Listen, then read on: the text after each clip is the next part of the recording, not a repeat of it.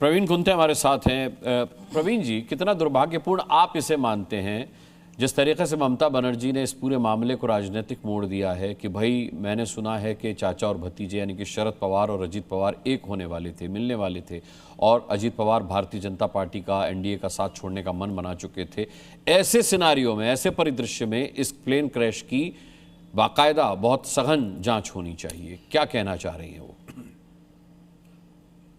देखिए, जहां तक राष्ट्रवादी कांग्रेस का सवाल है, आज के जो दुर्भाग्यपूर्ण घटना जो घटी है माननीय अजीत दादा के एक्सीडेंट की, ये निश्चित रूप से राष्ट्रवादी कांग्रेस के परिवार के लिए बहुत ही दुखद घटना है। भले ही हम लोग अजीत दादा की पार्टी हो या हमारे पवार साहब की पार्टी हो, भले हम राजनीतिक दल के रूप में अलग रहे हो, लेकिन पारिवारिक रूप से हम लोग हमेशा एक रहे। हमें पवार साहब ने हमेशा अजीत दादा के ऊपर अपने बेटे से बेहतर ज्यादा प्यार किया है। हर बाप की, हर पिता की अपेक्षा रहती है कि मेरे अंतिम यात्रा मेरे बेटे के कंधे पर जाए, और उसी पिता पर एक दुर्भाग्यपूर्ण घटना ऐसी जिम्मेदार आए कि अपने बेटे के कंधे पर जाने की जिम्मेदार अगर उनके कंधे पर जाए, इस तरह का अगर दुर्भाग्यपूर्ण घटना घटती है, किसी भी परिवार के लिए, किसी भी पिता के लिए, किसी भी चाचा के लिए बहुत दुर्भाग्यपूर्ण घटना है। लेकिन अगर उस पर राजनीति हो रही है, वो कितना दुर्भाग्यपूर्ण है, उस पर ये सवाल उठाया जाए। मैं फिर उसी बात पर, जो भी घटना घटी, हम लोग राष्ट्रवादी कांग्रेस के परिवार के लिए बहुत ही दुखद घटना है।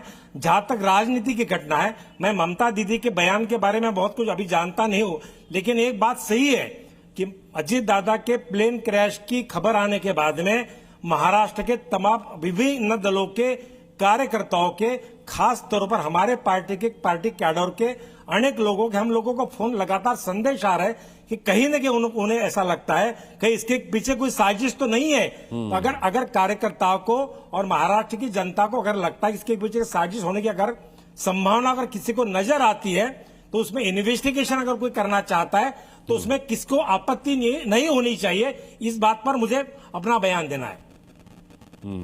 मतलब आप भी ये चाहते हैं कि डायरेक्ट सुप्रीम कोर्ट के अंडर में कोई एजेंसी इसका पूरे मामले की जांच करे, उससे नीचे कुछ नहीं चलेगा? अगर जनमानस चाहता, अगर महाराष्ट्र की जनता को इसमें कोई आशंका अगर नजर आती है, तो इसमें इन्वेस्टिगेशन करना कोई बुराई नहीं, ऐसा मुझे कहना है। एमएम पांडे भी हमारे साथ हैं, एनसीपी अजीत दादा के गुट से, लेकिन अभी कुछ तकनीकी खामी की वजह से वो हमारे साथ नहीं जुड़े हैं, उनकी आवाज़ हम तक नहीं पहुंच रही है। इंतखा फारूकी साहब मेरे साथ हैं शिवसेना यूबीटी से। इंतखा फारूकी साहब, जांच होनी चाहिए, निष्पक्ष जांच होनी चाहिए, और ये दोनों ही काम होंगे भी, ऐसी उम्मीद जाहिर की जाती है।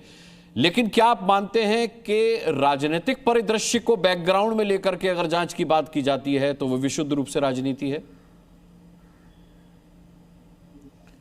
अनुराग भाई, सबसे पहले तो जब से सुबह से ये न्यूज़ हमें मिली है और हमने ये आज जो दिन भर देखा कि हमारे महाराष्ट्र के उप मुख्यमंत्री श्री अजीत दादा पवार का प्लेन क्रैश में निधन हुआ, तब से बहुत ही पूरे महाराष्ट्र में एक बहुत ही दुखद माहौल बना हुआ है। सारे लोग बहुत दुख में है और हम ईश्वर से प्रार्थना करते कि उनकी आत्मा को शांति मिले। हम और जो काम उन्होंने किया है, सारे लोगों को साथ लेकर चलना। आज जैसे आपने देखा होगा कि जिस तरीके सारे कार्यकर्ता फूट फूट कर रो रहे थे कि उन्होंने लोगों को जोड़ना सीखा था, और जिस तरीके से अपने लोगों के लिए वो काम करते थे सबके लिए, और जब भी वो मिलते, उनसे मुलाकात होती, जब कभी हमने उन्हें देखा, हमेशा डेवलपमेंट, उस गांव में पानी लाना है, हमेशा इस तरीके की बातें का, उस क्षेत्र में एक स्कूल खोलना है अच्छी गरीब बच्चों के लिए, तो इसी तरीके की बातें करते थे, डेवलपमेंट की बातें करते थे। आज महाराष्ट्र ने एक बहुत बड़ा नेता खोया है, हम सबको बहुत दुख है इस बात का। और बिल्कुल वो इतने बड़े नेता है, महाराष्ट्र के उप मुख्यमंत्री थे, तो हम यही चाहते हैं कि बिल्कुल इसमें जो तहे तक जाकर इसमें जो कार्रवाई होना चाहिए वो होनी चाहिए।